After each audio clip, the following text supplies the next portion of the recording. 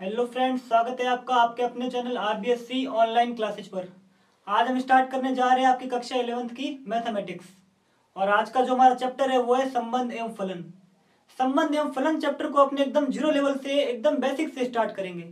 और इसके लिए आपको सेट की थोड़ी बहुत जानकारी आपको होनी चाहिए।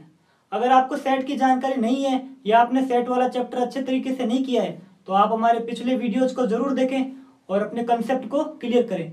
और अगर आपके फिर भी कुछ कमियां रह रही है तो उन कमियों को अपने इस चैप्टर में जरूर सुधारेंगे। हमारा जो चैप्टर है संबंध एवं फलन, उसमें अपने जो चैप्टर पर आने से पहले अपने ये देखते हैं कि संबंध होता क्या है। संबंध किन्हीं भी दो वस्तुओं के बीच में हो सकता है, दो संख्याओं के बीच में हो सकता है, दो स्थानों के बीच में हो सकता है। और संबंध जो अपने इस चैप्टर में पढ़ेंगे वो क्या है कि दो समुच्चयों के बीच में संबंध। तो दो स्थानों के बीच में संबंध कैसे होगा? दो स्थानों के बीच में संबंध अपने ऐसे हो सकता है कि जैसे जयपुर क्या है, जयपुर राजस्थान का एक प्रसिद्ध शहर है। तो ये दो स्थान है, एक राजस्थान और दूसरा क्या है, जयपुर। तो ये संबंध हो गया जयपुर और राजस्थान के बीच में। एक मैं लिख रहा हूं 8 का वर्ग क्या है, 64 है। तो ये संबंध कैसे होगा? ये संबंध होगा 8 और 64 के बीच में होगा। कैसे होगा? जैसे मैंने लिखा यहाँ पे 8 और यहाँ पे लिखा मैंने 64। तो 8 का वर्ग क्या है, 64 है। तो ये संबंध हो गया दो संख्याओं के बीच में। दो रेखाओं के बीच में संगत कैसे होगा? एक रेखा मैंने बनाई यहाँ पे आपके P और एक रेखा मैंने यहाँ पे बनाई है Q। तो आप देख रहे हो कि जो P और Q क्या है, एक दूसरे की क्या है, समानांतर है। तो ये संबंध कैसे हो गया? ये संबंध हो गया दो रेखाओं के बीच में। एक संबंध अपने बनाते हैं दो संख्याओं के बीच में। संख्याएं कौन सी ली मैंने? 5 व 6। अब इनमें संबंध आप अलग अलग तरीके से दिखा सकते हो। अब आप पहले ये देखो कि 5 और 6 में जो संबंध है वो किस तरीके से बन सकता है। आप देख रहे हो कि जो संख्या 5 है वो संख्या 6 से क्या है, छोटी है। तो एक संबंध आप ऐसे लिख सकते हो कि 5 क्या है, लेस देन 6। दूसरा संबंध आप इसमें कैसे बनाओगे? दूसरा संबंध आप इसमें ऐसे बनाओगे 5 से 6 कैसे प्राप्त कर सकते हैं? अगर मैं 5 के अंदर आपके 1 जोड़ दूं तो आपको क्या मिलेगा? ये 6। तो एक ये दूसरा संबंध हो गया। यानी आप संबंध को जो दो संख्याएं हैं उनमें आपने जो पहला संबंध दिखाया कि 5 क्या है, लेस देन 6। दूसरा संबंध आपने दिखाया कि जो 5 है उसके अंदर आपने 1 जोड़ा तो 6 बना। अब अपने आते हैं चैप्टर पर। अपना चैप्टर क्या है? संबंध। और ये जो चैप्टर है पूरा का पूरा है समुच्चय पर आधारित। यानी इसमें अंदर जो अपने संबंध देखेंगे वो संबंध किससे किसके बीच में होगा? इसमें संबंध होगा हमेशा दो समुच्चयों के बीच में। अब अपने लेते हैं एक एग्जाम्पल और उसी एग्जाम्पल से अपने इसमें सीखेंगे डेफिनेशन। और अब स्टार्ट करने जा रहे हैं अपने समुच्चयों का कार्तिकीय गुणनफल। कार्तिकीय गुणनफल होता क्या है उसको सीखने से पहले अपने एक एग्जाम्पल लेते हैं। एग्जाम्पल अपने क्या लेते हैं कि मैं एक समुच्चय लिख रहा हूं P, जिसके अंदर आपके पास है एलिमेंट A, B। एक समुच्चय मैंने लिया है इसके अंदर P, जिसके अंदर आपके पास है दो एलिमेंट A, B। एक समुच्चय मैं लेता हूं Q, जिसके अंदर एलिमेंट है 1, 2। ये दो मैंने समुच्चय लिए। अब इन समुच्चय में देखो कि आपके ये समुच्चय रिक्त लग रहे हैं क्या? आपको ये समुच्चय रिक्त लग रहे हैं या अरिक्त लग रहे हैं? तो आप देखोगे जो पहला समुच्चय है P और जो दूसरा समुच्चय है Q, दोनों के अंदर एलिमेंट है। तो ये जो समुच्चय है वो भी क्या है? ये समुच्चय आपका क्या है? अरिक्त समुच्चय, यानी रिक्त नहीं है। और जो समुच्चय B है वो भी क्या है? अरिक्त समुच्चय। अब इसके अंदर अपने कार्तिक गुणनफल कैसे करेंगे? कार्तिक की गुणनफल को लिखते हैं P इंटू Q। यानी समुच्चय P का समुच्चय Q के साथ गुणनफल किस तरीके से लिखेंगे? यहां भी देखो हमने पहले क्या लिखा है इसके अंदर, पहले लिखा है हमने इसके अंदर P। तो पहले अपने लेंगे समुच्चय P के अवयव और बाद में अपने लिखा है समुच्चय Q। तो अपने बाद में लेंगे इसके अंदर समुच्चय Q के अवयव। और ये कैसे लेंगे? यानी P के प्रत्येक एलिमेंट का आपको Q के प्रत्येक एलिमेंट के साथ आपको क्या दिखाना है? संबंध दिखाना है। कैसे दिखाना है? मैंने P का पहला एलिमेंट लिया A, उसको किसके साथ संबंध दिखाया? Q के पहले अवयव से। यानी A को मैंने लिखा 1 के साथ। अब मैं इस A को लिख रहा हूं 2 के साथ, A, 2। मैंने समुच्चय P का जो पहला अवयव है A, उसको मैंने समुच्चय Q के प्रत्येक अवयव के साथ लिखा। A को लिखा 1 के साथ, A को लिखा इसके मैंने 2 के साथ। अब मैं ले रहा हूं इसके अंदर अगला एलिमेंट B। इस B को भी मैं क्या लिख रहा हूं? B को मैं लिख रहा हूं समुच्चय Q के प्रत्येक एलिमेंट के साथ। यानी B को मैं लिखूंगा पहले 1 के साथ, फिर मैं लिखूंगा B को 2 के साथ। अब परिभाषा पर आने से पहले देखो कि इसके अंदर मैंने क्या क्या लिखा है। इसके अंदर मैंने लिखा है पहले P के प्रत्येक एलिमेंट का Q के प्रत्येक एलिमेंट के साथ एक संबंध बताया है। और इसके अंदर जो ये है अलग अलग जो आपको ब्रैकेट दिख रहे हैं ये क्या है? ये सभी के सभी है क्रमिक युग्म, यानी A,1 A,2 B,1 B,2 ये सभी के सभी क्या है आपके, ये है क्रमिक युग्म। अब इसका नाम क्रमिक युग्म क्यों पड़ा है, इसका नाम क्रमिक युग्म इसलिए पड़ा है कि इसको अपने क्रम में ले रहे हैं। क्रम में कैसे ले रहे हैं कि अपने जैसे P इंटू क्यू निकाल रहे हैं, तो P इंटू क्यू के अंदर आपने क्या किया, पहले आपने P का एलिमेंट लिया और अगला एलिमेंट आपने इसका क्या लिया, Q का अगला एलिमेंट। फिर देखो इसके अंदर अगले क्रमिक युग्म में मैंने पहला एलिमेंट किसका लिया, P का, और अगला एलिमेंट मैंने किसका लिया है, इसका अंदर लिया है A का। तो अब इसको अपने पढ़ते हैं परिभाषा को। दो अरिक्त समुच्चय हैं। अरिक्त मैंने यहाँ पे बताया आपको कि अरिक्त क्या होता है। अरिक्त का मतलब ये होता है कि इसके अंदर एलिमेंट होने चाहिए, एलिमेंट ये पूरा का पूरा समुच्चय आपके खाली नहीं होना चाहिए। दो अरिक्त समुच्चय P इंटू क्यू, P तथा Q का कार्तिकीय गुणन P इंटू क्यू, ये वाला P इंटू क्यू उन सभी क्रमिक युग्मों का समुच्चय है। कौन से क्रमिक युग्म, ये वाले A,1 A,2 B,1 और B,2 उन सभी क्रमिक युग्मों का समुच्चय है जिनको प्रथम अवयव P से तथा द्वितीय अवयव Q से लेकर बनाया जाता है। प्रथम अवयव कौन सा लिया मैंने, P का लिया। जैसे ये A B B सभी के सभी अवयव किससे हैं, ये सारे अवयव हैं आपके P से, तथा द्वितीय अवयव किससे लेकर बनाया गया है, द्वितीय अवयव लिया इससे मैंने Q से। Q से इसके कैसे लिखा है, सभी के सभी, ये देखो जैसे इसका मैंने A और B A और यहाँ आपके जो Q के एलिमेंट है वो सभी मैंने क्या लिखा है इसके अंदर बाद में लिखे हैं। यानी प्रथम अवयव किससे है, प्रथम अवयव है प्रथम समुच्चय। अपना प्रथम समुच्चय यहाँ पर कौन सा है, P, तो प्रथम समुच्चय तो कौन सा होगा, P के एलिमेंट, और द्वितीय कौन से हो जाएगा इसके अंदर आपके Q के एलिमेंट। और इन सभी क्रमिक युग्मों का जो समुच्चय बनेगा कंप्लीट पूरा, वो आपका क्या कहलाएगा, वो कहलाएगा दो समुच्चयों का कार्तिकीय गुणनफल। तो आपने इसकी डेफिनेशन अच्छी तरह से पढ़ ली है कि क्रमिक युग्म क्या होते हैं, अरिक्त समुच्चय क्या होता है, और P और Q में जब अपने इसका कार्तिकीय गुणनफल लिख रहे हैं तो इसको किस फॉर्मेट में लिखेंगे। इसकी कुछ बेसिक डेफिनेशन है वो अपने करते हैं। पहले आपके इसके अंदर डेफिनेशन है कि दो क्रमिक युग्म समान होते हैं यदि उनके संगत प्रथम अवयव समान हो और संगत द्वितीय अवयव भी समान हो। यानी दो क्रमिक युग्म है, दो क्रमिक युग्म आपके समान कैसे होंगे, ये जैसे मैंने लिखे हैं दो क्रमिक युग्म, ये आपस में समान होंगे। कब समान होंगे, जब उनके संगत प्रथम अवयव समान हो और संगत द्वितीय अवयव समान हो। पहला अवयव जैसे मैं लिख रहा हूं यहाँ पे A B, ये पहला क्रमिक युग्म है, और जो दूसरा क्रमिक युग्म है वो आपके मैंने लिखा है 3,4।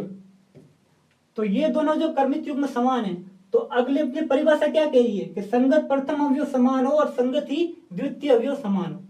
तो पहला अवयव किसके बराबर होना चाहिए, पहले अवयव के बराबर होना चाहिए, और जो दूसरा अवयव है वो किसके बराबर होना चाहिए, दूसरा अवयव होना चाहिए दूसरे अवयव के बराबर। यानी A बराबर तो क्या हो जाएगा 3 और B बराबर क्या हो जाएगा 4। ये कब होगा, जब दो क्रमिक युग्म क्या हो, आपस में बराबर हो। यानी पहला क्रमिक युग्म जब दूसरे क्रमिक युग्म के आपस में बराबर होगा, तो जो पहला एलिमेंट है पहले क्रमिक युग्म का, वो दूसरे क्रमिक युग्म के पहले एलिमेंट के क्या हो जाएगा, वो बराबर हो जाएगा। और जो दूसरा एलिमेंट है वो भी क्या हो जाएगा, उस क्रमिक युग्म के दूसरे एलिमेंट से बराबर हो जाएगा। इसको एक एग्जाम्पल से देखते हैं। अपना एग्जाम्पल क्या दे रखा है कि एक क्रमिक युग्म दे रखा है x+1, y-2। ये दूसरे क्रमिक युग्म में 3,1, इसकी क्या है, ये बराबर है। तो आपने इसको क्या याद करना है, इसके अंदर पूछ रहा है अपने से ये x तथा y के मान ज्ञात कीजिए। तो अपनी डेफिनेशन क्या थी कि दो क्रमिक युग्म समान होते हैं यदि उनके संगत प्रथम अवयव और संगत द्वितीय अवयव क्या हो, आपस में बराबर होना चाहिए। तो आपको ये दे रखा है कि जो पहला क्रमिक युग्म है वो क्या है, दूसरे क्रमिक युग्म के बराबर है। तो इसके परिभाषा के अनुसार जो पहले क्रमिक युग्म का जो पहला अवयव है x+1, वो किसके बराबर होगा, 3 के बराबर। आपको ये इक्वेशन मिल गई। एक इक्वेशन आपको इसके अंदर क्या मिल जाएगी, y-2 है, जो दूसरा अवयव है पहले क्रमिक युग्म का, वो किसके बराबर होगा, इस क्रमिक युग्म के दूसरे अवयव के बराबर। यानी जो y-2 है वो किसके बराबर होगा, ये 1 के बराबर होगा। अब आप इक्वेशन 1 से आप x की वैल्यू निकाल लोगे और इक्वेशन 2 से y की वैल्यू निकाल लोगे। इक्वेशन 1 से आप y की वैल्यू कैसे, x की वैल्यू कैसे निकालोगे, x इक्वल्स टू क्या आ जाएगा, जो प्लस का 1 है वो इक्वल के इस साइड जाएगा तो क्या हो जाएगी, माइनस का 1। तो 3 - 1 कितना हो जाएगा, ये 2। तो ये आपको मिल गई x की वैल्यू। और सिमिलरली y की वैल्यू निकाल लो। तो y की वैल्यू आपके पास क्या आ जाएगी, y की वैल्यू हो जाएगी जो माइनस का 2 है वो आपको क्या ले जाओगे, इक्वल के इस साइड, तो ये प्लस का 1 और जो माइनस का 2 है वो इस साइड क्या हो जाएगा, प्लस का 2। तो y की वैल्यू आपके पास क्या आ जाएगी, 3। यानी एक तो आंसर आपका ये आ गया x की वैल्यू, और एक आंसर आपका क्या आ जाएगा, y की वैल्यू। और जो ये एग्जांपल है वो किस पर आधारित है कि जब दो कर्मित युग्म आपस में बराबर हो तो उनके संगत अवयव भी क्या होते हैं, आपस में बराबर होते हैं। पहला अवयव पहले अवयव के बराबर होगा और जो दूसरा अवयव है वो दूसरे अवयव के बराबर होगा। अगली डेफिनेशन देखते हैं अपने इसमें। अगली डेफिनेशन इसमें क्या है कि यदि ए और बी में कौन कितने एलिमेंट है, अलग अलग एलिमेंट दे रखे हैं कि ए में आपके पास कितने एलिमेंट है, पी, और समुच्चय बी है उसके अंदर आपके पास है क्यू एलिमेंट है, तो नंबर ऑफ टोटल एलिमेंट कितने हो जाएंगे ए क्रॉस बी में, वो हो जाएंगे आपके पास पी क्यू। कैसे कि आपको ये देखा है एन में कितने एलिमेंट है, एन ए, यानी नंबर ऑफ ए कितना है पी, नंबर ऑफ बी कितना है क्यू, यानी ए के अंदर आपके पास है एलिमेंट पी, बी के अंदर आपके पास एलिमेंट है क्यू, तो ए क्रॉस बी में यानी number of A cross B ये कितना हो जाएगा, ये आपका हो जाएगा पी क्यू। ये आपको क्या मिल जाएगी, ये पी क्यू। यानी आपको ए में अलग एलिमेंट दे रखे हैं, बी में एलिमेंट की संख्या दे रखी है, तो number of A cross B क्या हो जाएगा, पी क्यू। इसको एक एग्जांपल से देखते हैं कि आपको एक समुच्चय दे रखा है जिसके अंदर ए 1 2 ये अवयव है, और समुच्चय बी में आपके पास कितने एलिमेंट है, A comma B comma C, 3 element है। तो ए क्रॉस बी में अवयवों की संख्या ज्ञात कीजिए। तो आप इसको कैसे लिखोगे, इसको आप ऐसे लिखोगे कि नंबर ऑफ ए कितना है 1 2। यह एलिमेंट आपको ये नहीं देखने है कि एलिमेंट क्या है, इसके अंदर बीजीय व्यंजक है, एक संख्या है या कुछ है, आपको टोटलिंग करनी है कि टोटल कितने एलिमेंट है 1 और 2, 1 2, इसको काउंट करो कितने हैं। तो इसके अंदर आप देखोगे कि ए के अंदर आपके पास है 2 एलिमेंट, और जो बी है इसके अंदर आपके पास कितने एलिमेंट है, ए कोमा बी कोमा सी, यानी एन बी, ये कितना हो जाएगा, नंबर ऑफ टोटल एलिमेंट कितने हो जाएंगे 1 2 3, तो ये हो जाएगा 3। अब आपको पूछा गया इसके अंदर ये पूछा है कि ए क्रॉस बी में अवयवों की संख्या क्या होगी, तो आप इसको ऐसे लिखोगे number of A cross B equals to number of A into number of B, यानी जो समुच्चय ए है उसके अंदर अवयव कितने हैं उनकी संख्या इंटू समुच्चय बी है उसके अंदर अवयवों की संख्या कितनी है 3, उनका आपस में क्या करना है मल्टीप्लाई। तो नंबर ऑफ ए कितना है 2 और नंबर ऑफ बी कितना है 3, तो टोटल ये कितना हो जाएगा 6। ये आपकी डेफिनेशन क्या कहती है कि यदि समुच्चय ए में आपके पास कितने एलिमेंट है, समुच्चय ए में यदि आपके पास पी एलिमेंट है और समुच्चय जो बी है उसके अंदर आपके क्यू एलिमेंट है, तो नंबर ऑफ टोटल एलिमेंट कितने हो जाएंगे ए क्रॉस बी में पी क्यू, यानी ए में आपके पास पी एलिमेंट, बी में क्यू एलिमेंट, तो number of A cross B P Q element. ये आप कब यूज लोगे इस क्वेश्चन को, इसको सूत्र को, तो इस सूत्र को आप यूज कहां लोगे कि आपको जो समुच्चय में क्या पूछ रहा हो, जब समुच्चय ए दे रखा हो, समुच्चय बी दे रखा हो, और आपको ये पूछे कि इसके कार्तिकी गुणनफल में कितने एलिमेंट होंगे टोटल, तब आपको ये फॉर्मूला आपको वहां यूज लेना है। अगली परिभाषा देखते हैं अपने इसमें। अगली परिभाषा ये कह रहा है कि ए तथा बी क्या है, अरिक्त समुच्चय है, और ए या बी में से कोई अपरिमित है तो ए क्रॉस बी भी अपरिमित समुच्चय होता है। अब परिमित अपरिमित होता क्या है, एक होता है परिमित और दूसरा क्या होता है अपरिमित।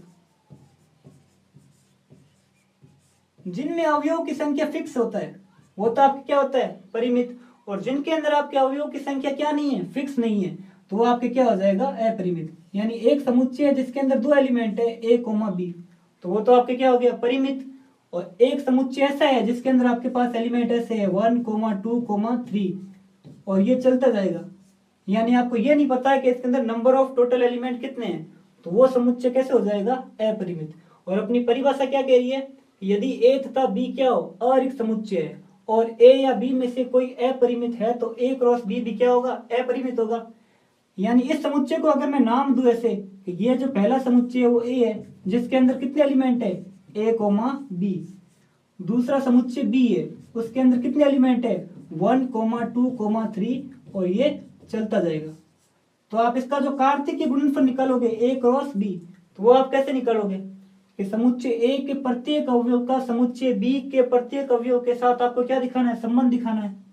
लेकिन इसके अंदर क्या है, समुच्चय ए में तो आपके अवयव फिक्स है ए कोमा बी, और जो समुच्चय बी है उसके अंदर आपको ये नहीं पता कि इसके अंदर नंबर ऑफ टोटल एलिमेंट है कितने, तो आप इसको संबंध कैसे दिखाओगे, आप ए का दिखा दोगे 1 के साथ, ए का दिखा दोगे 2 के साथ, ए का दिखा दोगे 3 के साथ। कहां तक दिखाओगे, क्योंकि आपको यही नहीं पता नंबर ऑफ टोटल कितने हैं, तो आप इसको डैश डैश करके छोड़ोगे इसको। सिमिलरली बी को भी आप क्या करोगे कि b,1, b,2, b,3, और आपको ये नहीं पता अंतिम एलिमेंट क्या है इसका, तो इसके अंदर भी क्या होगा कि आपको total of number of element इसके अंदर नहीं मिलेंगे ए क्रॉस बी में। क्यों नहीं मिलेंगे, क्योंकि दोनों में से एक समुच्चय ऐसा है बी जो अपरिमित है, यानी जिसके अंदर आपको ये नहीं पता कि नंबर ऑफ टोटल एलिमेंट कितने हैं, कितने इसके अंदर अवयव है। तो परिभाषा क्या कहती है कि यदि समुच्चय ए और समुच्चय बी में से, दोनों में से कोई भी अगर एक समुच्चय क्या हो ए क्रॉस बी में, ए बी दोनों समुच्चय आपके क्या है ए व बी, उनमें से यदि आपके कोई भी एक समुच्चय अपरिमित हो तो ए क्रॉस बी भी क्या होगा, ए क्रॉस बी भी अपरिमित होगा। क्योंकि कोई भी एक समुच्चय ले लो आप, जब आप उसके अंदर क्रमित युग्म बनाओगे तो किस दोनों में से यदि किसी भी एक समुच्चय का अगर आपको अंतिम एलिमेंट नहीं पता है तो वो क्रमित युग्म क्या चलता रहेगा, आगे कंटिन्यू लगातार बढ़ता ही रहेगा।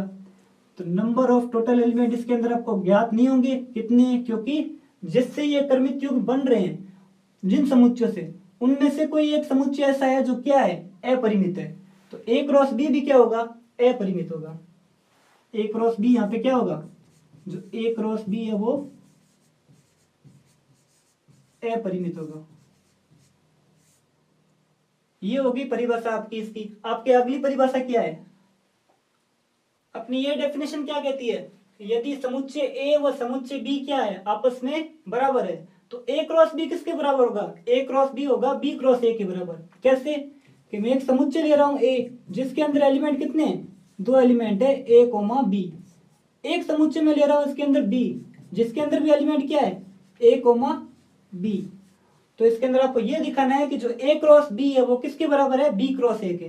कैसे, मैंने इसके अंदर पहले निकाला ए क्रॉस बी, ए क्रॉस बी क्या आ जाएगा, यानी इसके समुच्चय ए का जो प्रत्येक अवयव है उसका संबंध किससे दिखाना है, समुच्चय बी के प्रत्येक अवयव से। यानी इसको मैं कैसे लिख रहा हूं, मैं ए कोमा ए और ए कोमा बी, फिर मैं समुच्चय ए का अगला एलिमेंट ले रहा हूं बी, तो ये क्या हो जाएगा बी कोमा ए और बी कोमा बी।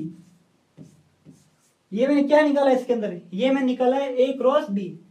अब अपने उल्टा करते हैं इससे, बी क्रॉस ए, तो वो कैसे करेंगे, अब बी क्रॉस ए लिखा है मैंने, तो बी क्रॉस ए का मतलब क्या है, पहला एलिमेंट तो लेना है बी से और दूसरा एलिमेंट आपको किससे लेना है, दूसरा एलिमेंट आपको लेना है ए से।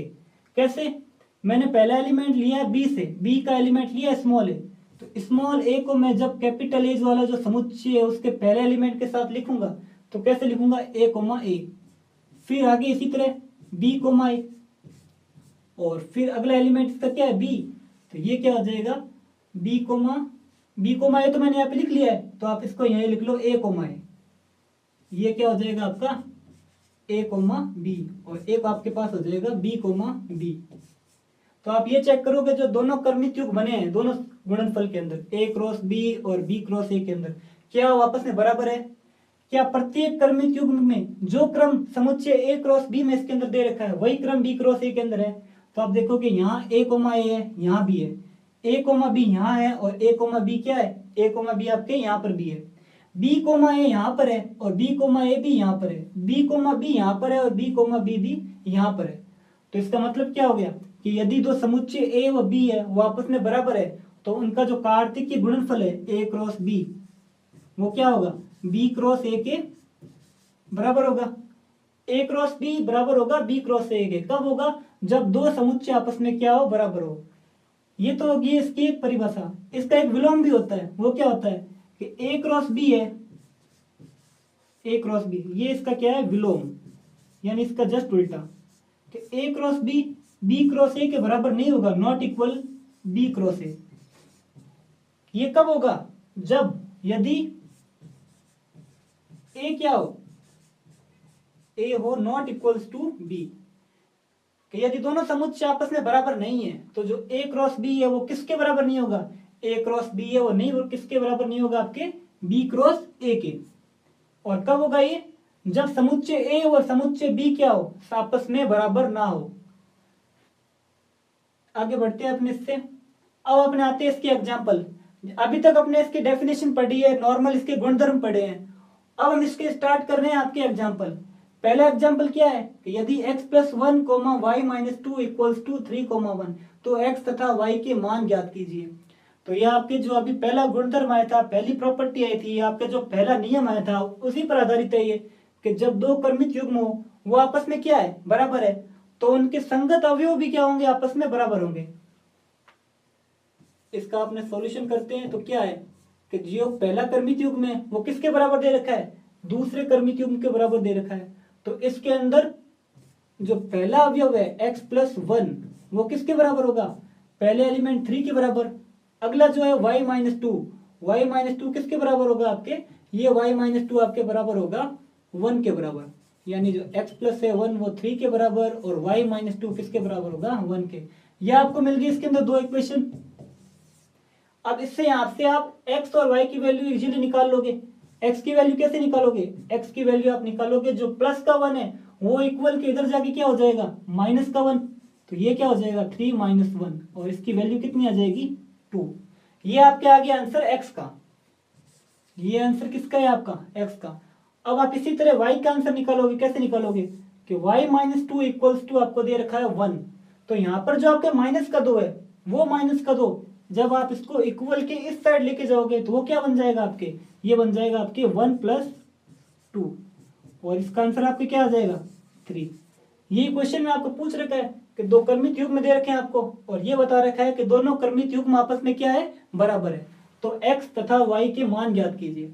तो आपने इसमें पहला अवयव पहले अवयव के बराबर रखा, दूसरा अवयव दूसरे अवयव के बराबर रखा और इनको फिर नॉर्मली अपने सॉल्व करके x और y की वैल्यू निकाल ली। अब पढ़ते हैं इसका अगला एग्जाम्पल। अगला एग्जाम्पल देखते हैं इसका एग्जाम्पल नंबर 2। एग्जाम्पल नंबर 2 क्या है कि P के अंदर आपको दे रखे 3 एलिमेंट A, B, C और Q के अंदर आपके पास दे रखा है सिंगल एलिमेंट R। तो ज्ञात क्या करना है आपको, P इंटू क्यू तथा Q इंटू P ज्ञात कीजिए। और एक चीज ये दिखानी है कि क्या दोनों कार्तिकीय गुणन आपस में समान है। तो इसको चेक करने के लिए पहले निकालते हैं P इंटू क्यू और Q इंटू P। तो शुरुआत करते हैं क्वेश्चन की। अपना समुच्चय P दे रखा है A, B, C। ये क्या दे रखा है आपको, समुच्चय P और Q आपको क्या दे रखा है, सिंगल एलिमेंट दे रखा है R। तो अब पहले अपने क्या निकालते हैं, पहले निकालते हैं पहला कार्तीय गुणन जो किससे किसके बीच में है, P और Q के बीच में, P इंटू क्यू। तो P इंटू क्यू निकालने के लिए पहले मैं लिखूंगा A को R के साथ, तो इसको लिखूंगा A, R। अगला एलिमेंट क्या है B, इस B को भी मैं किसके साथ लिखूंगा, Q के एलिमेंट के साथ, तो ये क्या आ जाएगा B, R। अगला एलिमेंट P का क्या है C को मैं लिखूंगा R के साथ, तो ये क्या आ जाएगा C, R। ये मैं निकाला है P इंटू क्यू। अब सिमिलरली क्वेश्चन में अपने को Q इंटू P भी पूछ रहा है, तो Q इंटू P निकालने के लिए आप क्या करोगे, Q इंटू P निकालने के लिए पहला एलिमेंट आप किससे लोगे, पहला एलिमेंट लोगे आप Q से और जो दूसरा एलिमेंट है वो आप किससे लोगे, P से। पहला एलिमेंट जब आप Q से लोगे तो Q के अंदर क्या है, सिंगल एलिमेंट R। अब इस R का संबंध पहले A से दिखाना है, फिर इसी R का संबंध आपको B से और फिर C से। तो यहां मैंने क्या लिखा, R, A, R, B और R, C। ये तो हो गया क्वेश्चन का फर्स्ट पार्ट। अपने से क्या पूछा है, P इंटू क्यू तथा Q इंटू P ज्ञात कीजिए। आपने P इंटू क्यू निकाल लिया और Q इंटू P भी निकाल लिया। अब अपने से पूछ रहा है कि क्या दोनों कार्तिकीय गुणन समान है। तो आप ये देखो कि पहला जो गुणनफल है P इंटू क्यू, इसके अंदर जो प्रत्येक क्रमित युग्मों का क्रम क्या है, पहला एलिमेंट इसके अंदर मैंने किससे लिया है, P से, P से, P से और जो दूसरा एलिमेंट है वो किससे लिया है, Q से। तो ये क्रमित युग्म A, R है, यानी इसका क्रम क्या है, पहला P का एलिमेंट और दूसरा Q का एलिमेंट। अब आप इसमें देखो Q इंटू P में, इसमें क्या है, इसमें जो प्रत्येक क्रमित युग्म है इसका पहला अवयव किससे है, पहला अवयव है Q से, यानी ये R, A, R, B, R, C। क्या A, R, A के बराबर है, यानी जो A, R है वो इसके बराबर ही नहीं है R, A के। क्यों नहीं है, क्योंकि इसके अंदर पहला एलिमेंट तो किससे आ रहा है, पहला एलिमेंट आपके आ रहा है P से और जो दूसरा एलिमेंट आ रहा है वो आ रहा है आपके Q से। इसके अंदर जो पहला एलिमेंट आ रहा है वो आपके आ रहा है Q से और जो दूसरा एलिमेंट आ रहा है वो P से, यानी इसके अंदर जो क्रमित युग्म है दोनों के वो आपस में बराबर नहीं है। तो सेम ये भी आपस में बराबर नहीं है, B, R है वो किसके बराबर नहीं है, R, B के। और जो थर्ड है आपका C, R वो किसके बराबर नहीं है, वो नहीं है आपके R कोमा C के बराबर। जब ये तीनों ही कर्मित युग्म दोनों के आपस में बराबर नहीं है तो P इंटू क्यू और Q इंटू पी जो का जो कार्तिक गुणनफल है वो आपस में क्या नहीं होगा, बराबर नहीं होगा। चूंकि दोनों कार्तिकीय गुणनफल, आपको इसके अंदर क्या लिखना है, इसके अंदर कि दोनों कार्तिकीय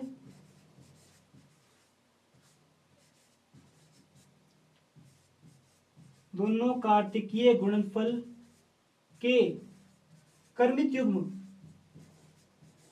आपस में क्या नहीं है, बराबर नहीं है। यानी जो दोनों कार्तिकीय गुणनफल है उनके जो कर्मित युग्म है आपस में बराबर नहीं है। तो जब यही बराबर नहीं है तो P इंटू क्यू किसके बराबर नहीं होगा, P इंटू क्यू के बराबर नहीं होगा। आपस में ये क्या नहीं है, बराबर नहीं है। तो इसको आप नेक्स्ट पेज पे यहां देखो कि जब मैंने P इंटू क्यू और जब ये Q इंटू पी है, जब इन दोनों के जब कर्मित युग्म आपस में बराबर है ही नहीं है तो दोनों के दोनों गुणनफल भी क्या होगा, इसके अंदर आपस में बराबर नहीं होंगे। बराबर किस कंडीशन में होते हैं, बराबर उसी कंडीशन में होते हैं कि जब पहला अवयव इसके अंदर P से लिखा है और दूसरा अवयव लिखा है अपने इसके अंदर Q से, तो दूसरा जो कार्तिक गुणनफल है उसी में भी उसी क्रम में होना चाहिए। यानी इसके अंदर गया अगर पहला एलिमेंट P से होता और दूसरा एलिमेंट Q से होता तो ये दोनों कार्तिक गुणनफल क्या होते हैं, आपस में बराबर होते हैं। अगला एग्जांपल लेते हैं इसका।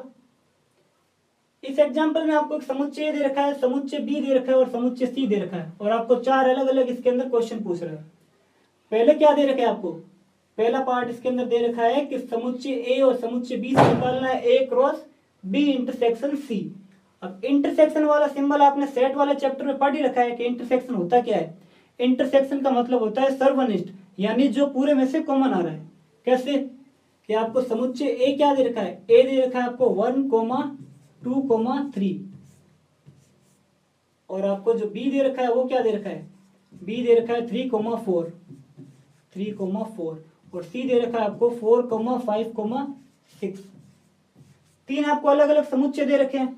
अब इसके अंदर आपको क्या ज्ञात है, पहले पार्ट के लिए आपको ए ज्ञात है लेकिन बी इंटरसेक्शन सी ज्ञात नहीं है।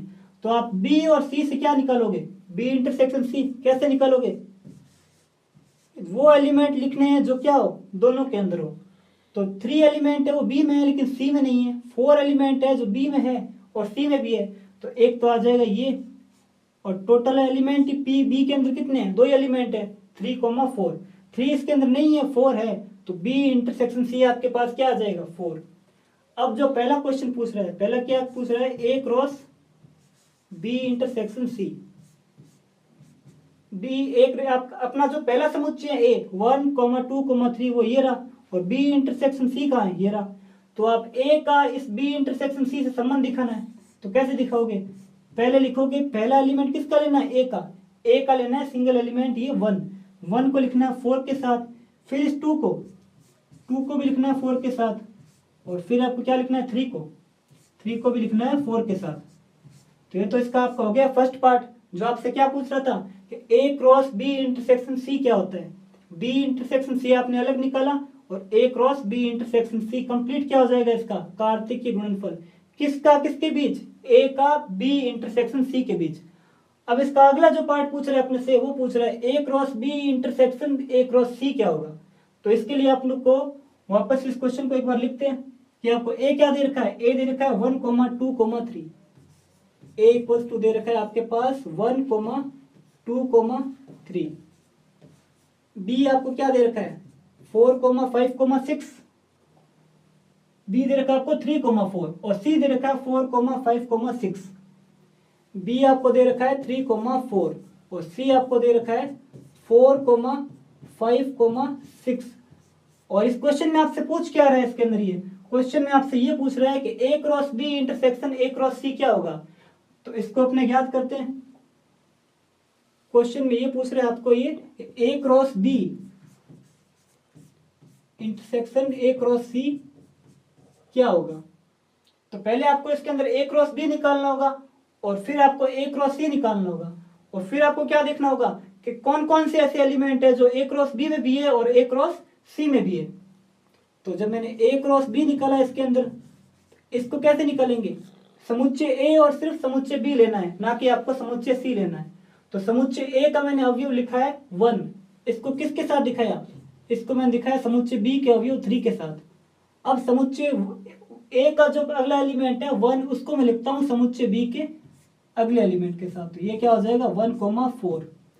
फिर लिखता हूं मैं 2 को, और फिर लिखता हूं मैं 3 को इसी तरह। तो ये क्या हो जाएगा आपके पास 2,3 और 2,4।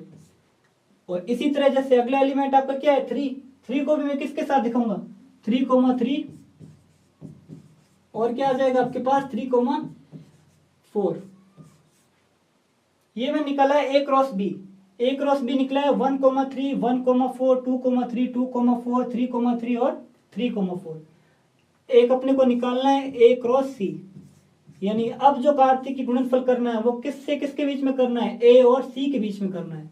तो सिर्फ इसमें अंदर एलिमेंट किसके लेने हैं, ए और सी के। और पहला एलिमेंट किसका लेना है, पहला एलिमेंट लेना है ए का और दूसरा एलिमेंट लेना है सी का। तो पहला एलिमेंट लिया ए का 1 और इसका कौन सा लिया 4। इसका जो एलिमेंट है 1 उसको किसके साथ रखा, सी के एलिमेंट 5 के साथ। 1 को रखा सी के एलिमेंट 6 के साथ। तो ये तो तीनों क्या हो गया, तीनों किसके हो गया 1 का सी के प्रत्येक एलिमेंट के साथ। अब इस 2 का भी सी के प्रत्येक एलिमेंट के साथ और 3 का भी सी के प्रत्येक एलिमेंट के साथ संबंध लिखो।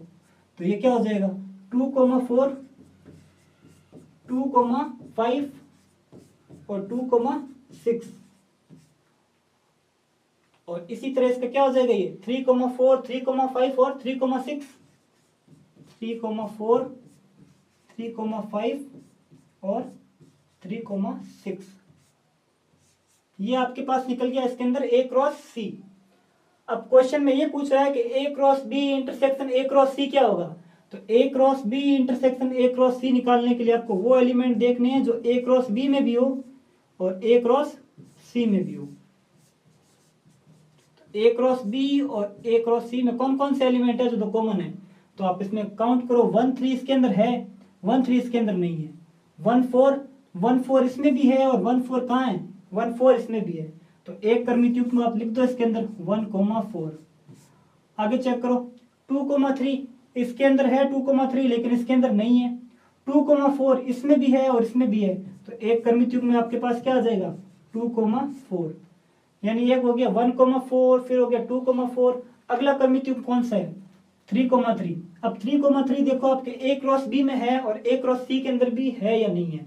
तो ए क्रॉस बी के अंदर तो है लेकिन ए क्रॉस सी में नहीं है, तो इसको भी छोड़ दो। अगला चेक करो 3,4, 3,4 ए क्रॉस बी में भी है और ए क्रॉस सी में भी है। तो ये क्या आ जाएगा यहाँ पे 3,4।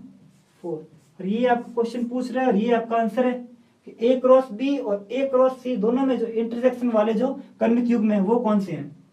तो वो आपके एलिमेंट ये है। तो ये आपका क्या हो जाएगा इसके अंदर आंसर। इसी के अगले पार्ट में बढ़ते हैं, इसी क्वेश्चन के।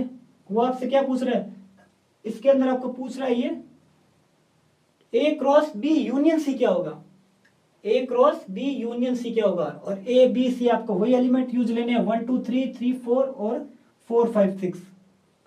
तो ये आपके पास हो जाएगा यहाँ पे ए बराबर तो कितने आपके पास 1 2 3। बी आपके पास कितना है, बी आपके पास है 4 6। एक सेकंड चेक कर लेते हैं इसको पहले। बी आपके पास है 3,4 और सी आपके पास है 4,5,6। तो ये आपके पास कितना है बी आपके पास है 3,4 और ये आपके पास कितना है सी आपके पास है 4,5,6। पूछ क्या रहा है, पूछ आपसे ये रहा है कि ए इंटू बी यूनियन सी क्या होगा, ए इंटू बी यूनियन सी।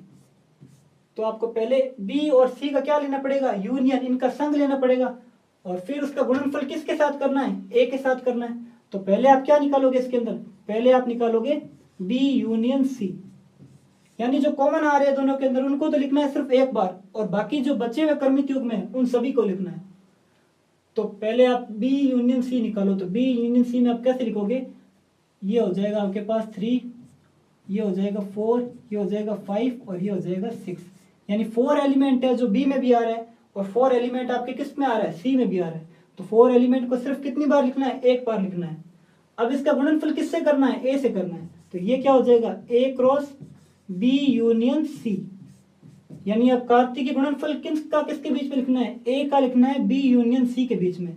तो पहला एलिमेंट आप किसका लोगे, पहला एलिमेंट तो लोगे ए का, और जो दूसरा एलिमेंट है वो लोगे बी यूनियन सी का। तब मैंने पहला एलिमेंट लिखा ए का 1, और आपका जो अगला एलिमेंट है बी यूनियन सी का लिखते हैं। तो ये कितना हो जाएगा 1,3। अगला एलिमेंट लिखते हैं इसके अंदर 1 कोई 4 के साथ, 1 कोई 5 के साथ, और 1 कोई 6 के साथ। आप इसको सीरीज में लिख लो ताकि आपको आसानी से कर सको। 2 को भी इसी तरह लिख लो। 2 को कैसे लिखोगे, 2 को आप पहले लिखोगे 3 के साथ, 2,3, 2,4, ये आपके पास आ जाएगा 2,5, और अगला आ जाएगा आपके पास 2,6। तो 1 का लिख लिया आपने, 2 का लिख लिया, और लास्ट बचे आपका 3 का। 3 का आप कैसे लिखोगे, 3,4, 3,5 और 3,6। क्वेश्चन में आपसे ये पूछ रहा है कि A cross B union C क्या होता है। आपने बी यूनियन सी निकाला, कैसे निकाला कि जो सिंगल एलिमेंट है जो दोनों में आ रहा है उनको एक बार लिखना है, और बाकी जो बचे हुए एलिमेंट है उनको भी लिखना है। फिर उनका गुणनफल किया आपने, किससे किसके बीच में, ए का गुणनफल किया बी यूनियन सी के बीच में। तो ये गुणनफल आपके क्या आ गया, ए के जो प्रत्येक अवयव है उसका बी यूनियन सी के प्रत्येक अवयव के साथ आपने क्या बनाया, इनका एक क्रमित युग्म बनाया, और इन क्रमित युग्मों का समुच्चय क्या बना आपके पास, ये A cross B union C. इसी क्वेश्चन का आपने लास्ट पार्ट क्या है, इसी क्वेश्चन का आपने लास्ट पार्ट पूछ रहा है ये कि A cross B union A cross C क्या होगा, A cross B union A cross C क्या होगा। तो वो अपने निकालते हैं इसके अंदर। ए आपको दे रखा है 1,2,3, बी आपको दे रखा है 3,4, और सी आपको क्या दे रखा है 4,5,6।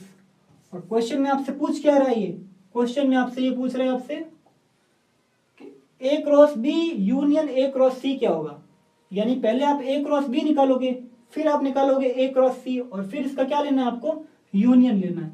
कैसे लेंगे, ये देखो, पहले आपने लिखा है इसके अंदर ए क्रॉस बी, यानी पहले कार्तिक की गुणनफल निकालते हैं, किसका किसके बीच में, ए का बीच के बीच में। तो पहला एलिमेंट ए का, दूसरा एलिमेंट बी का।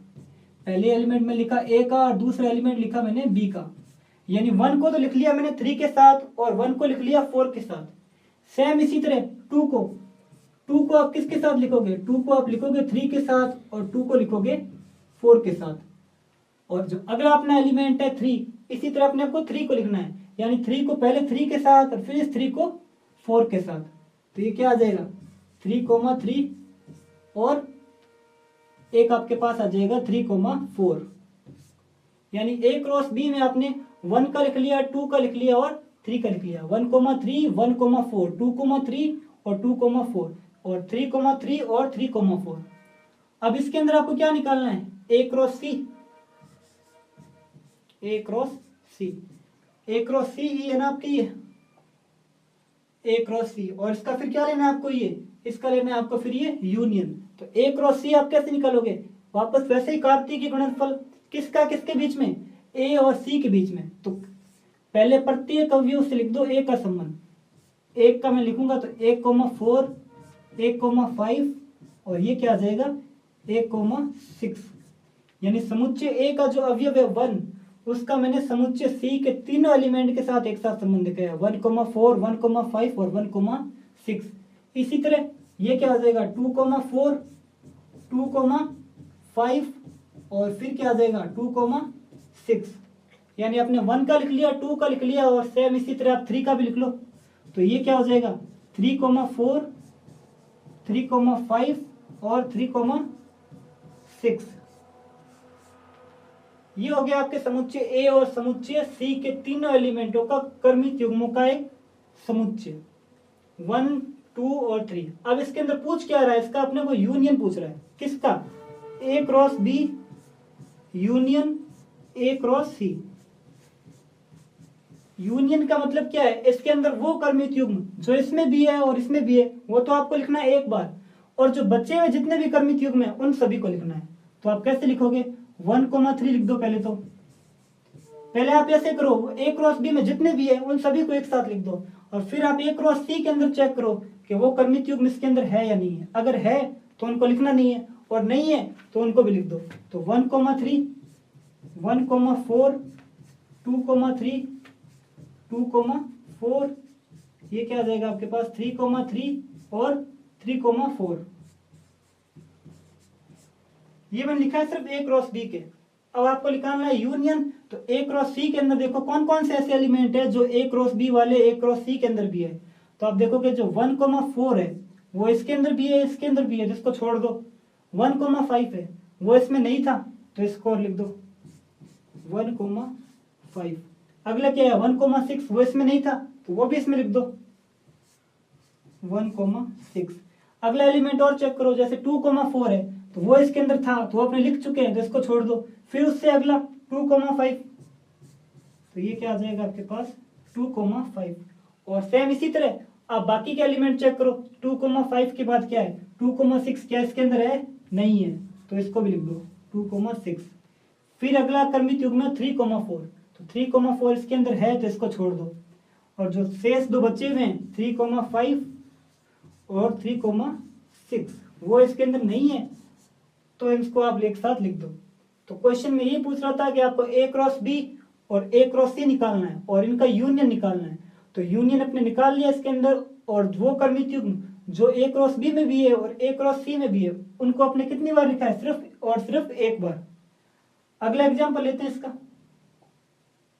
अगला एग्जाम्पल क्या कह रहा है कि समुच्चय P है जिसके अंदर दो एलिमेंट है 1,2। तो समुच्चय P क्रॉस P ज्ञात कीजिए, यानी इनका त्रिक गुणनफल पूछ रहा है। तो पहले अपने को ये दे रखा है कि P इक्वल्स टू 1,2, ये आपको दे रखा है। और आपने क्या पूछ रहा है P क्रॉस P।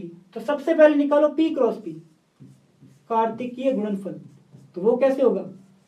इस समुच्चय P को P से ही क्या करना है? कर्मित युग्मों के रूप में लिखना है। मैं इसी P को एक बार और लिख रहा हूं यहाँ पे, P बराबर 1,2। अब इसमें क्या लिखना है आपको? P क्रॉस P निकालना है, यानी इस 1 का संबंध इस 1 से दिखाऊंगा मैं। तो ये क्या हो जाएगा 1,1, ये हो जाएगा 1,2, ये हो जाएगा आपके पास 2,1 और ये आपके पास हो जाएगा 2,2। पहले मैंने इसका क्या निकालना है? P into P। तो P इंटू P कैसे निकालना है? पहले वाले समुच्चय P के जो प्रथम अवयव है उसका दूसरे वाले जो समुच्चय है P उसके प्रथम अवयव के साथ रखा, फिर इस 2 को 2 के साथ रखा, 1 को 2 के साथ रखा, 2 को 1 के साथ रखा। अब निकालते हैं P इंटू P, यानी इसका गुणनफल लिखना है किसके साथ? पहले वाले P के साथ। कैसे लिखोगे? जैसे मैंने इसको लिखा, ये कैसे लिखोगे आप? जैसे पहला आपका समुच्चय क्या है P आपको क्या दे रखा है 1,2, और जो अगला समुच्चय है वो आपका क्या है P क्रॉस P। यानी इस 1 को जब मैं इस 1 के साथ रखूंगा तो कैसे रखूंगा 1,1,1। अब इस 1 को मैं इसके साथ रखूंगा तो ये कैसे रखूंगा? इसको मैं रखूंगा 1,1,2।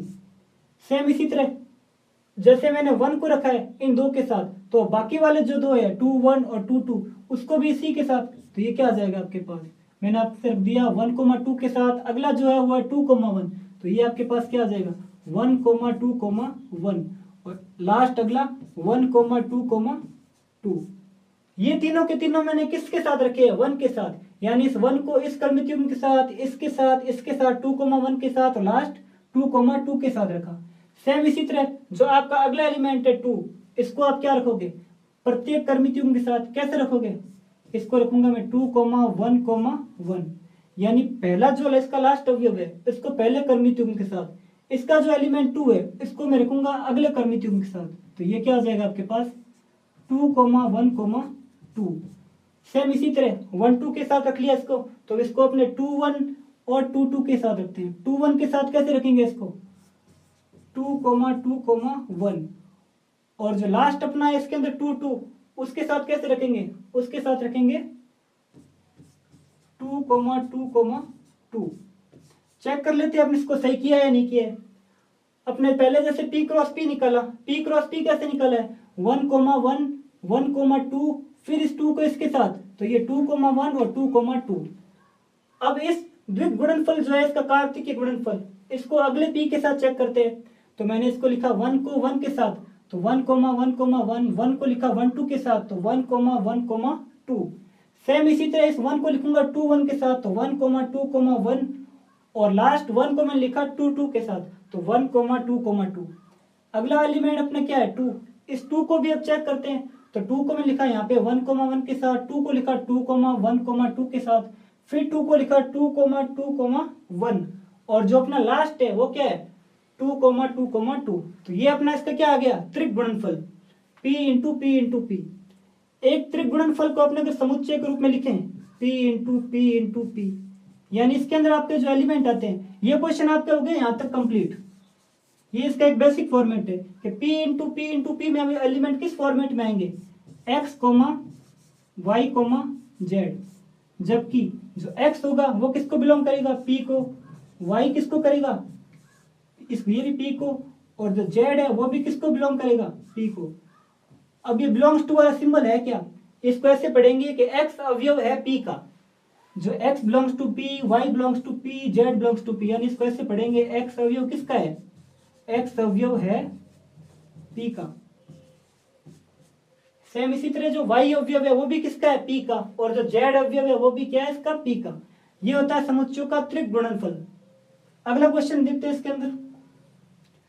अगला क्वेश्चन है अपना कि यदि r क्या है, r है समस्त वास्तविक संख्याओं का समुच्चय, तो कार्तिकीय गुणन r इंटू आर और r into R into R में क्या संबंध है, इनको क्या निरूपित करते हैं। तो इसको दिखाने के लिए पहले आप लोग को ये दिखाना पड़ेगा कि r क्या है। r इसके अंदर दे रखा है वास्तविक संख्याओं का एक समुच्चय। r क्या है आपके पास, r है वास्तविक संख्याओं का समुच्चय, ये आपको दे रखा है क्वेश्चन के अंदर। और पूछ क्या रहा है आपको कि r into R, r into R into R क्या है। r आपको दे रखा है वास्तविक संख्याओं का समुच्चय। अब इस क्वेश्चन में आपको कैलकुलेशन नहीं करनी है, सिर्फ आपको बताना है कि r इंटू आर और r into R into R को किस फॉर्मेट में लिखोगे। तो पहले मैं लिखूंगा इसके अंदर r इंटू आर, इसके अंदर जो एलिमेंट होंगे वो ऐसे होंगे x कोमा वाई, यानी जो पहला एलिमेंट होगा उससे पहले r से, और जो दूसरा एलिमेंट होगा वो इससे। जहां इसके अंदर क्या है ये x है वो किससे बिलोंग कर रहा है r से, और y किसको बिलोंग कर रहा है ये भी r से, यानी x अवयव है r का और y अवयव भी किसका है r का। और r इंटू आर क्या है, ये है, इसको लैंग्वेज के फॉर्मेट में लिखे तो ये होता है द्विविमीय। इसको लिख सकते हैं आप कि ये द्विविमीय समष्टि, द्विविमीय स्पेस में बिंदुओं को निरूपित करता है। द्विविमीय समष्टि में बिंदुओं को क्या करता है ये निरूपित करता है। द्विविमीय समष्टि में बिंदुओं को निरूपित करता है, यानी द्विविमीय समष्टि में बिंदुओं को दिखाता है कि उसको किस फॉर्मेट में लिखते हैं। सेम इसी तरह अगर आपने r इंटू आर लिखोगे तो वो कैसे होगा, वो होगा आपके पास x comma Y comma Z, यानी इसके अंदर तीन एलिमेंट आएंगे। पहला एलिमेंट पहले r से, दूसरा दूसरे और तीसरा तीसरे वाले r से। और इसको कैसे लिखोगे कि जो x है वो किससे बिलोंग कर रहा है r से, y किसको बिलोंग कर रहा है r से, और z किससे बिलोंग कर रहा है वो भी r से। आपने द्विविमीय समष्टि पढ़ा होगा 10th क्लास में 2D वाला चैप्टर, उसके अंदर आप कैसे लिखते हैं, कोई भी संख्या रेखा हो उसको ग्राफ पर दिखाते हैं तो a कोमा बी, या संख्याओं के रूप में लिखे तो 2 कोमा 3, यानी दो संख्या लेते हैं जिसमें जो पहली संख्या है उसको आप किस पे दिखाते हो x पे, और जो दूसरी संख्या है उसको आप किस पे दिखाते हो y पे। तो सेम इसी तरह जो ये x कोमा वाई है ये द्विविमीय समष्टि में बिंदुओं को निरूपित करता है। यानी जैसे द्विविमीय समष्टि 2D में अपना ग्राफ कैसे बनाएंगे, उसके अंदर जो पहला एलिमेंट आएगा वो x पे और जो दूसरा एलिमेंट आएगा वो y पे। और r इंटू आर ये क्या है, ये त्रिविमीय समष्टि यानी 3D, त्रिविमीय समष्टि में बिंदुओं को निरूपित करता है। त्रिविमीय समष्टि में बिंदुओं को क्या करता है ये निरूपित करता है, यानी 3D के अंदर पॉइंट कैसे दिखाएंगे वो चीज ये बता रहा है। 3D के अंदर आप पॉइंट कैसे दिखाओगे, 3D के अंदर आपको 3 पॉइंट लेने पड़ेंगे। 3D के अंदर आपको 3 पॉइंट लेके इसको दिखाना पड़ेंगे। जो पहला एलिमेंट होगा वो x पे, और जो दूसरा एलिमेंट है वो y पे, और जो तीसरा एलिमेंट है वो z पे। तो क्वेश्चन अपने को यही पूछ रहा है कि r एक वास्तविक संख्याओं का समुच्चय है और आर इंटू आर और R into R into R क्या निरूपित करता है? तो आर इंटू आर एक द्विविमीय समष्टि में बिंदुओं को निरूपित करता है और R into R into R क्या करता है? त्रिविमीय समष्टि में बिंदुओं को निरूपित करता है, जिसमें पहला एलिमेंट x से, दूसरा एलिमेंट y से। पहला एलिमेंट जो x है वो आपको कौन सा दिया हुआ है? रियल नंबर का सेट दिया हुआ है उससे। दूसरा y जो है वो दूसरे वाले रियल नंबर और तीसरा तीसरे वाले से। तो यही क्वेश्चन में आपको इससे पूछ रहा है। अगला अपना लास्ट क्वेश्चन इसका क्या है? यदि a into B equals to P comma Q, P comma R, M comma Q और एम कोमा आर हो तो a और b को ज्ञात कीजिए।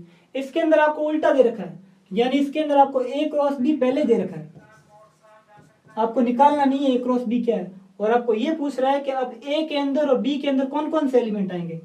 आपको a क्रॉस b में क्या दे रखा है? a क्रॉस b में आपको दे रखा है p कोमा q, एक दे रखा है आपको p कोमा r और एक आपको दे रखा है m कोमा q और लास्ट आपको दे रखा है इसके अंदर आपको m कोमा r। आपने एक चीज ये पढ़ी है कि पहला एलिमेंट किससे होता है? पहला एलिमेंट होता है पहले समुच्चय से और जो दूसरा एलिमेंट है वो किससे होता है? दूसरे समुच्चय से। तो इसके प्रत्येक क्रमिक युग्म के अंदर आप क्या देखोगे? जो जो पहला एलिमेंट है उसको तो लिख दो समुच्चय ए के अंदर, क्योंकि जब आप कार्तीय गुणनफल ए इंटू बी निकाल रहे हो तो आप क्या करते हो कि जो पहला अवयव है वो तो लिखते हो आप ए इंटू बी के प्रथम अवयव की जगह, और जो दूसरा एलिमेंट लिखते हो वो लिखते हो आप द्वितीय अवयव की जगह। तो यहाँ पहला पहला कौन सा है? P है और M है, तो दो ही एलिमेंट है, तो P कोमा M। ये तो आपके पास क्या निकल गया? समुच्चय A। यानी जहां जहां प्रथम एलिमेंट में जो रखा है वो आपको लिखना है। B के अंदर आपको ये देखना है कि द्वितीय अवयव क्या क्या है। द्वितीय अवयव आपके पास एक Q है एक R है, ये दो ही है, एक आपके पास Q है और एक R। तो ये आपका क्या निकल गया? समुच्चय B। यानी अगर आपको क्वेश्चन में कार्तीय गुणनफल दे रखा हो और आपसे ये पूछे कि समुच्चय ए में कौन से अवयव होंगे और समुच्चय बी में आपके पास कौन से अवयव होंगे, तो आपको प्रत्येक क्रमिक युग्म का जो प्रथम अवयव है वो तो आपको किस में लेना है? समुच्चय ए में, और जो द्वितीय अवयव है वो किस में लेना है? वो लेना है आपको समुच्चय बी में।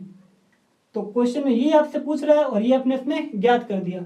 अगर इसी क्वेश्चन में आपसे ये और पूछता है एक्स्ट्रा में, आप देखो कि नंबर ऑफ टोटल एलिमेंट कितने होते हैं ए क्रॉस बी, तो आप कैसे निकालते?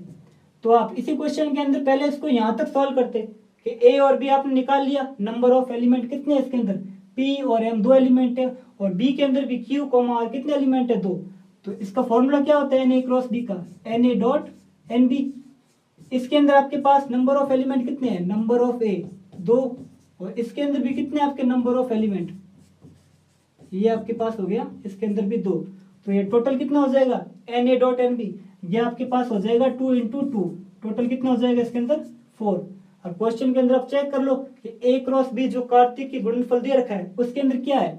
क्या चार क्रमिक युग्म है? तो P comma Q, P comma R, M comma Q और एम कोमा आर, आपको चार क्रमिक युग्म इसके अंदर दे रखे हैं। तो नंबर ऑफ टोटल एलिमेंट कितने हो जाएंगे ए क्रॉस बी में भी? 4। तो यहाँ तक अपने इसके बेसिक क्वेश्चन किए हैं कुछ आज। कल हम इनसे आगे बढ़ेंगे और इसके जो एक्सरसाइज के क्वेश्चन है वो करेंगे और कोशिश करेंगे अपने इसको एक्सरसाइज को कल की डेट में अपने खत्म करें। अगर आपको इसके अंदर कुछ नहीं समझ में आया है या कुछ टॉपिक आपको ऐसे लगा हो कि मुझे ये समझने में हार्ड है, तो आप कमेंट में जरूर छोड़ें, ताकि हमें पता चले कि आपने इस चैप्टर को कैसे किया है और आपको किस तरीके से समझ में आ रहा है। तो मिलते हैं अगली क्लास में।